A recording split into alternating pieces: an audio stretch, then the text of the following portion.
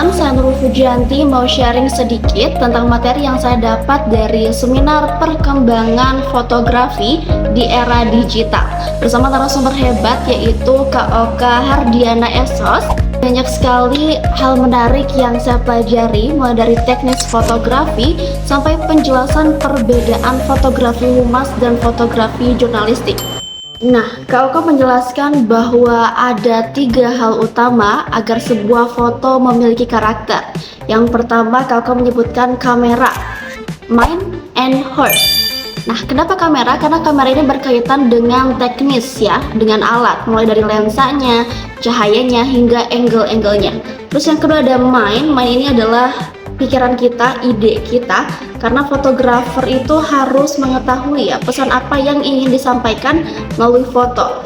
Lalu yang ketiga tadi ada heart atau perasaan kita, hati kita, karena foto yang menyentuh orang lain itu biasanya lahir ya dari hati fotografernya. Kalau misalkan fotografernya tulus untuk mengabadikan momen, maka hasilnya pun akan terpancar nilai-nilai ketulusan dari hati sang fotografer. Nah, selain itu juga ada konsep mengenai exposure triangle atau segitiga exposure yang terdiri dari aperture, ISO, dan shutter speed. Aperture ini mengatur seberapa besar cahaya yang masuk, dan ISO ini mengatur sensitivitas cahaya, dan shutter speed ini adalah mengatur kecepatan kamera dalam menangkap gambar. Kak Oka di sini menekankan jika aperturnya besar, maka ISO-nya pun harus kecil dan shutter speed-nya cepat. Tapi sebaliknya, jika aperture-nya kecil, maka ISO harus besar dan shutter speed-nya pun lebih lambat.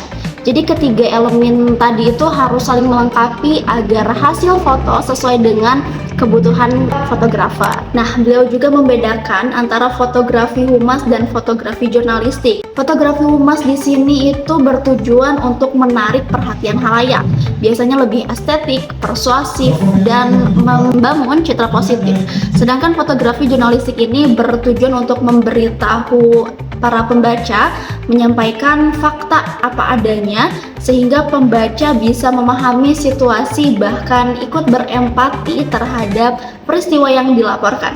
Nah, teman-teman, dari seminar ini saya belajar bahwa fotografi ini bukan hanya menekan tombol kamera saja, tetapi seni komunikasi visual. Karena foto ini juga bisa menjadi alat branding untuk menyampaikan pesan, bahkan untuk membangun empati. Dan pesan yang paling menginspirasi atau closing statement dari Kak Oka ini adalah tidak ada salahnya untuk menjadi seorang karyawan atau menjadi seorang penerus perusahaan atau bahkan memiliki bisnis sendiri.